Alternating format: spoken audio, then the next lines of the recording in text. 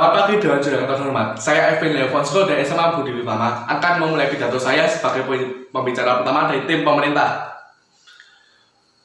Masih perdebatan kali ini di mana Dewan ini akan membuat seleksi penerimaan mahasiswa baru hanya berdasarkan pada indeks integritas sekolah dan indeks kejujuran siswa.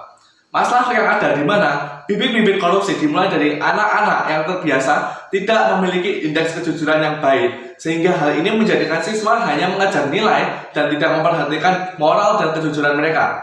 Pendirian kami sebagai tim pemerintah di mana kami akan membuat solusi seleksi mahasiswa baru hanya berdasarkan pada indeks integritas sekolah dan indeks kejujuran siswa, karena hal ini akan mengajarkan pada calon mahasiswa baru dan membuat mereka akan lebih mementingkan kejujuran ini dibandingkan nilai-nilai sekolah yang mereka punya. Kemudian definisi dari indeks integritas ini di mana hal ini akan merupakan sebuah pengukuran kinerja institusi sekolah yang berbasis kejujuran dalam melaksanakan proses pembelajaran, sehingga nilai dari kejujuran akan lebih diprioritaskan dibandingkan dengan nilai pelajaran. Kemudian proposal kami dari tim pemerintah yang pertama, di mana pemerintah akan menambahkan indeks integritas pada setiap sekolah dan memiliki dan juga memberikan nilai-nilai minimum yang ada. Yang kedua, pemilihan calon mahasiswa akan diutamakan dan dilihat saja hanya dari indeks sekolah dan kemudian indeks kejujuran siswa itu sendiri. Kemudian yang ketiga, universitas akan diberikan standar yang minimum yang lebih tinggi sedikit dibandingkan dengan standar minimal pada indeks integritas sekolah-sekolah pada umumnya.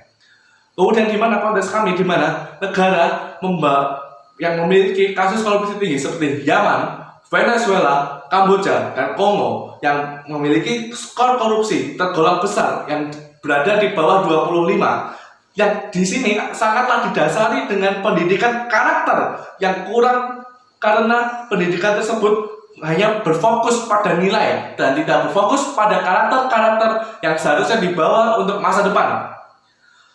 Karakterisasi kami dari yang pertama, koruptor yang tentunya tidak memiliki dan tertanam nilai kejujuran dari kecil, sehingga mereka tidak sadar akan kesalahan mereka. Mereka hanya memikirkan apa yang mereka lakukan ini benar. Yang kedua, mengikut koruptor itu sendiri yang memiliki latar belakang yang hampir sama dengan koruptor itu, yang mereka tidak menyadari karakter yang mereka punya itu salah, dan hal ini menyebabkan mereka melakukan hal yang sama dan meningkatkan kasus-kasus korupsi yang ada. Kemudian yang ketiga, calon mahasiswa akan cenderung menggunakan nilai segala cara untuk mendapatkan nilai terbaik, yang dimana hal ini akan membuat mereka berlaku curang dan juga tidak jujur. Dan yang terakhir, di mana sekolah-sekolah jenjang sebelum perguruan tinggi hanya memperhatikan nilai-nilai muridnya dibandingkan dengan nilai-nilai kejujuran muridnya, dengan tujuan standar sekolah mereka yang dimana memiliki KKM minimal dan juga meningkatkan akreditasi mereka pada nilai-nilai muridnya.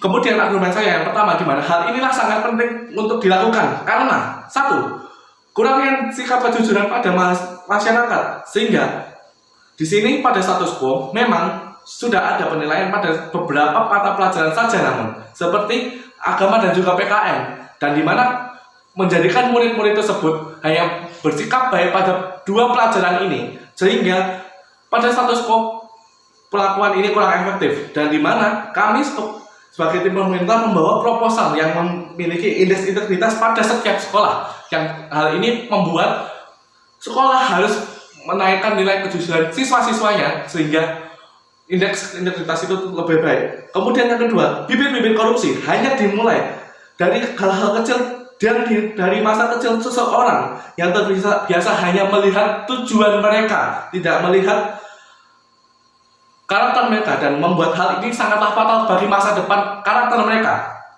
Yang kedua, argumen saya di mana kasus-kasus korupsi hanya dapat diselesaikan oleh sisi pemerintah kami, karena dengan pertama yang adanya tambahan kriteria kejujuran pada pemilihan universitas, maka calon mahasiswa akan lebih mementingkan karakter mereka dibandingkan dengan nilai-nilai mata pelajaran mereka yang mereka dapat. Karena tahap utama dari sebuah seleksi mahasiswa yang kini pada proposal kami akan lebih menilai latar belakang sekolah dan latar belakang calon mahasiswa tersebut.